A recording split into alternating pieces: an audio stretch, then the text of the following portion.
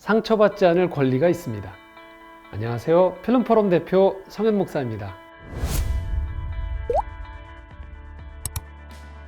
여러분, 폭력 좋지 않다고 생각하시죠?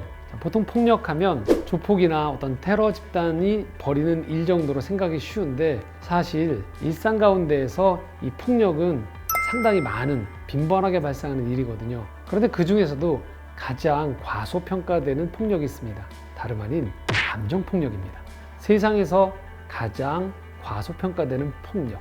우리가 눈에 보이는 이 외상은 아주 크게 생각하지만요, 정서적인 폭력은 보통 이렇게 얘기해요.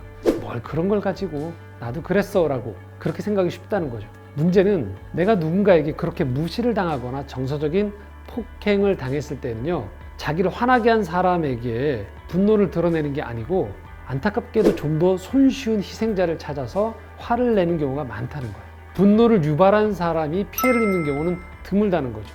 이 심각성을 이해하신다면요, 이 한 권의 책을 권해드리겠습니다. 감정 폭력입니다.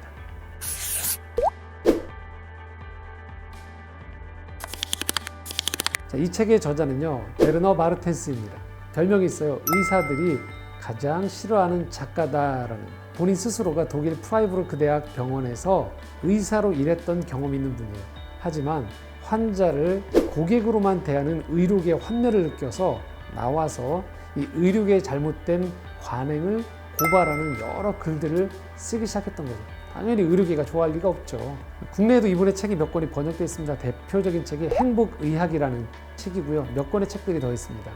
자, 이 저자가 이번에 다루는 주제는 바로 이 신체적인 학대보다 더 일상적이지만 치명적이지만 잘 보이지 않는 폭력인 감정 폭력에 대해서 책을 썼습니다. 자, 무엇이 감정 폭력일까요? 우리를 진정으로 아프게 하는 것인데요. 자, 4가지 정도 이 책에 나온 것 중에서 좀 언급해드리고 싶어요. 첫 번째는요, 무시와 무관심이에요. 나는 투명인간이었어요 라고 하는 분들이 있는 거죠. 직장뿐 아니고요, 가정에서도 또 부모가 자녀들 중 한 명을 은근히 무시하면서 정서적인 폭력을 가할 수 있다는 거예요. 두 번째는요, 애정을 볼모로 한 협박이에요. 이런 것도 못해줘? 날 사랑하는 줄 알았는데 라고 하는 거죠. 가까운 관계일수록 터무니없는 요구들을 많이 할 수 있다는 거예요. 사춘기 자녀들에게 부모가 과다한 요구를 할 수도 있고요. 직장에서도 또는 아주 가까운 관계에서 이런 일들이 벌어질 수 있다는 거예요. 좀 유사하지만 세 번째 다른 결이 또 하나 있어요. 에너지 뱀파이어라고 하는데요. 내 에너지를 자꾸 빼앗아 가요 라는 사람들이 있어요. 우정이라고 생각하면서 친구의 시간, 정서를 무시하고 자기가 필요할 때마다 전화하거나 연락해서 하소연하고 내 정서를 다 받아주길 요청하는 거죠. 그 친구가 계속 우정을 쌓는다고 했지만 결국은 내게 있는 것들이 자꾸만 에너지가 뺏기도록 만드는 사람들이 있다는 거예요. 이것도 폭력의 일종이라는 거예요. 또 4번째는요, 가스라이팅이라고 해서요, 허위 주장, 또 사실을 왜곡한 것들을 반복해요. 그래서 피해자가 처음에는 내가 한 일이 아니거나 그런 의도가 없었는데 계속 가해자가 이렇게 이야기함을 통해서 어느 순간에 자기가 그것을 믿어버리는 일이 발생하는 거죠. 이것도 폭력이다라는 거예요. 이처럼 무시하거나 무관심하거나 또 애정을 볼모로 하는 협박, 에너지를 뺏어가는 것, 또 가스라이팅이라고 해서 왜곡된 진실을 자꾸, 왜곡된 사실들을 강요하는 것들, 속게 만드는 것, 이 모든 것들이 다 감정폭력의 일종이라는 것이죠. 자, 이 책에서는요, 그래서 이 감정폭력을 당한 사람들이 어떤 어려움을 겪는지를 얘기해줘요. 감정폭력을 어려서부터 계속 받았거나 가까운 관계에서 장기간 받은 사람들은요, 안정적이고 깊은 인간관계를 맺기가 어려워진다고 해요. 또 다시 실망하거나 상처받을 게 두려워서 신뢰를 쌓을 지점이 도달하면 자꾸만 자기도 모르게 달아나게 되는 거죠. 그 중에 일부는요, 또 어떤 사람과 의미 있는 관계를 맺는 것 같지만 누군가에게, 이런 감정폭력을 당한 사람은요, 누군가에게 과도하게 애정을 쏟아붓는 일이 발생한다는 거예요. 결국 이것은 밑빠진 독에 물붓기가 되어진다는 것이에요. 반면에 다른 사람에게 존중받고 또 스스로를 소중히 다룰 줄 아는 사람들은요, 일상에서 정신적인 스트레스를 받는 상황에서도 덜 충격을 받는다고. 자, 이것이 의학적으로도 이렇게 이야기합니다. 지속적으로 친밀함, 애정을 통해서 스트레스에 저항할 수 있는 수많은 세포, 분자의 활동이 활성화된대요. 그렇기 때문에 이 정서적으로 건강한 것들이 중요하고요. 참 무서운 얘기가 하나 나오는데, 그래서 평소에 힘들어 죽겠다라는 말을 많이 하는 사람 있죠. 이 말을 반복하는 사람은 이게 현실이 될 가능성이 많대요. 몸과 마음이 분리가 안 돼 있기 때문이에요. 아주 밀접하기 때문에 만성적인 스트레스는 온몸의 기관 전체를 손상시킨대요. 스트레스는 우리 혈관에 만성적 염증이라는 괴물을 심어놓는다는 거죠. 특별히 우리 몸에는요, 염증 매개 물질이라는 게 있는데 이게 본래는 염증에 저항하는 역할을 하는 거예요. 하지만 안타깝게도 스트레스로 인한 염증의 경우에는요, 자기 몸을 적으로 착각하고 오히려 싸우게 된다는 거예요. 그래서 우리 몸이 자꾸만 힘들어지고 파괴되어진다는 것이죠. 이 책에는 또 가해자와 피해자가 누구인가도 설명해 놓습니다. 부모도 가해자가 될 수 있어요. 이렇게 경고합니다. 자식은 부모의 감정 쓰레기통이 아니다라는 거죠. 특별히 12살에서 17살 사이에 있는 청소년들은 아주 위험한 시기래요. 이때는 사실 보살핌이 여전히 필요한 나이임에도 불구하고 부모는 이들이 다 컸다고 생각한대요. 부모에게 칭찬을 들을 기회가 적은 거죠. 그런데 놀랍게도 이 시기의 아이들이 다른 연령대보다 5배가 넘는 자살 충동을 느낀다는 거예요.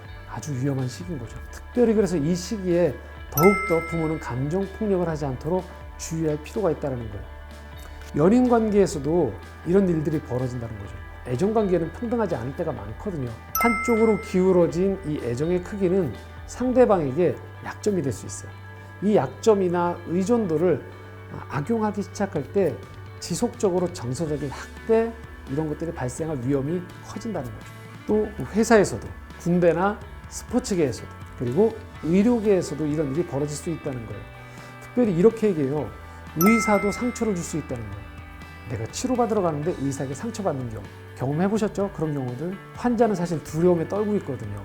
겁에 질린 채 의사 선생님이 하는 한마디 한마디를 다 놓치지 않고 기억하려고 애쓰는데 그때 의사가 생각 없이 내뱉은 말이나 추측성 발언들이 정서적인 폭력이 될 수 있다고 경고를 하고 있습니다. 이 책의 마지막 부분에는요, 그래서 실제적인 조언들이 담겨져 있어요. 자, 먼저 가해자를 인식하는 게 필요하다는 거예요. 이런 사람들, 쉽게 흥분하거나 충동적이거나 아주 수직적인 서열에 집착하는 사람들은 대체로 가해자가 될 가능성이 많다는 거예요. 그리고 그런 가해자를 파악하게 되어지면 가해자에게 맞서는 것들이 필요하다는 거예요. 저자는 이렇게 얘기합니다. 감정폭력에서 스스로를 지킬 수 있는 힘은 자기 자신이 쥐고 있다는 거예요. 어느 누구도 다른 사람이 내 마음에 나쁜 짓을 하지 못하도록 그것을 나쁜 짓을 허용해서는 안 된다는 거예요. 이렇게 얘기한다는 거죠. 더 이상 당신 마음대로는 되지 않을 것입니다를 내 마음에서 선포해야 된다는 거죠.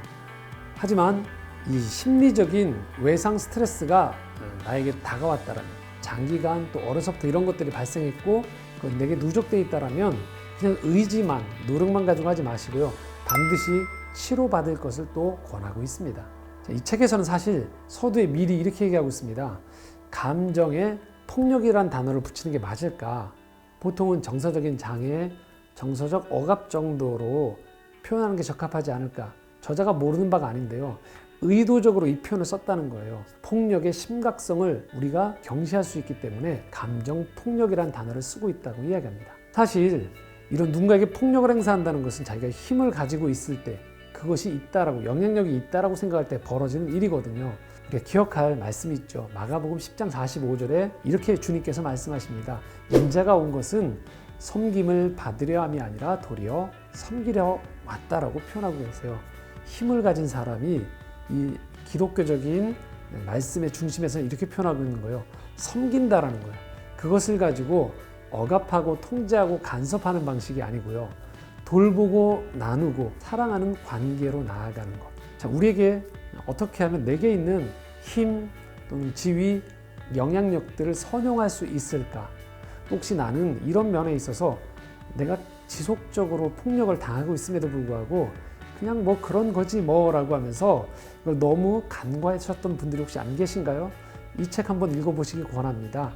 우리 안에 있는 이 힘을 가지고 어떻게 선한 영향력을 행사하고 섬길 수 있는지, 또는 약한 나를 지켜나갈 수 있는지에 대한 지혜를 줄 수 있는 좋은 책이라 생각돼서 오늘 이 책 한번 권해드렸습니다. 자, 저는 다음 주에 한번 또 좋은 책 들고 여러분 찾아뵙도록 하겠습니다. 좋아요, 구독하기 잊지 마시고 함께 동참해주시면 감사하겠습니다. 다음 주에 또 뵙도록 하겠습니다. 행복하십시오.